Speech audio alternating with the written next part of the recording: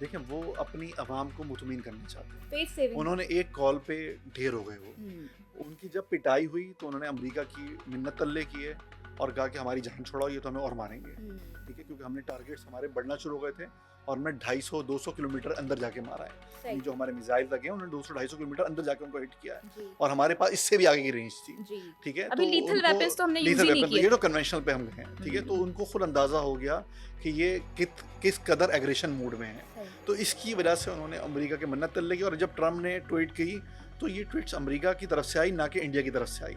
तो उसके ऊपर मोदी जो कल तक ये बात कर रहा था कि इस्लामाबाद और कराची को तबाह कर दिया और चाय पिएगा, तो उसको तो शर्मिंदगी के बाद उसको मुंह दिखाने की नौबत नहीं आई है ना। सर लेकिन अभी भी कह रहे हैं कि हम ना अब अमेरिका से असलहा लेंगे, तो अमेरिका को 1000 टाइम सोचना चाहिए, क्योंकि जो राफेल का और S-400 का और इसराइल के जो कामाकाजी ड्रोन्स हैं उनका हाल हुआ है, उसके बाद तो मेरा नहीं ख्याल कि कोई भी इंडिया को असलहा देना चाहेगा।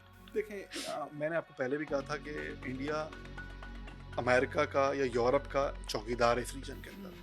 अगर हम ये समझें कि यूरोप जो है वो इंडिया की सपोर्ट बंद कर देगा या अमेरिका उसकी सपोर्ट बंद कर देगा, तो ये हमारी गलतफहमी है।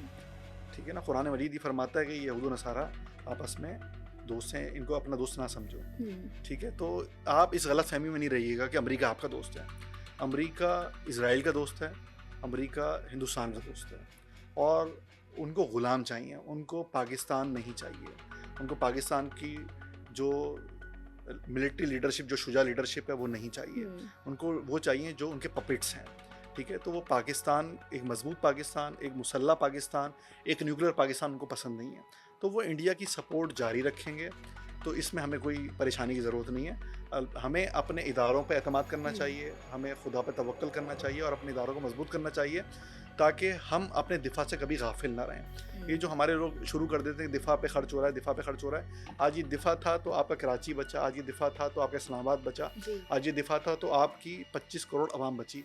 वरना देखें, उन्होंने पहले मरहले में आपकी एयर सपोर्ट बंद करनी थी, उसके बाद तो वो आसानी से आपके मुल्क के अंदर मिसाइल के जरिए अटैक करते। तो आपकी अफवाज ने उनके अटैक्स को आने ही नहीं दिया। ठीक है, अगर उन्होंने ड्रोन भेजे तो हमारे ड्रोन भी नई दिल्ली पे घूमते रहे। ठीक है, हमारे ड्रोन ने भी अटैक किया उनको। ठीक है, तो हम वन साइडेड सुनते रहे हैं और हम उसके ऊपर बातें करते रहे, तो हमारा जो नुकसान है वो उनकी निस्बत 10% भी नहीं है। हमने उनको बुरी तरह तबाह किया है, हमने उनको बुरी तरह बर्बाद किया है।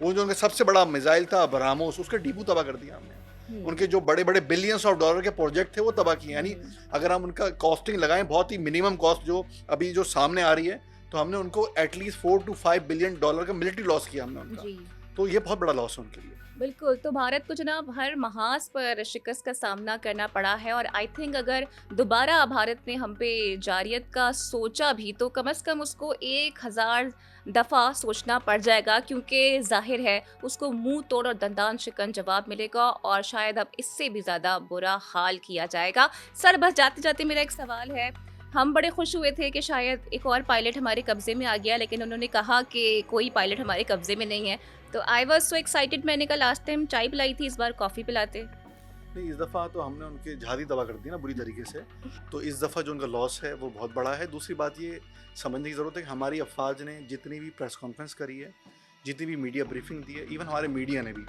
उसमें कोई भी चीज़ जो है ना हमने ऐसी नहीं बताई कि जो गलत हो। हमने अपने लोगों को गलत बयानी नहीं करी, हमने अपने लोगों को गलत नहीं बताया। तो हमें अपने ऑफिशियल्स पे ट्रस्ट है और उन्होंने हमें सही इन्फॉर्मेशन दी, इसलिए हमारी आवाम बहुत मुतमईन है। और इंडिया वालों ने अपनी आवाम का जो है वो वॉर मॉन्गरिंग मिजाज बनाया था और वो आज शर्मिंदा भी हैं और जलील भी हो रहे हैं।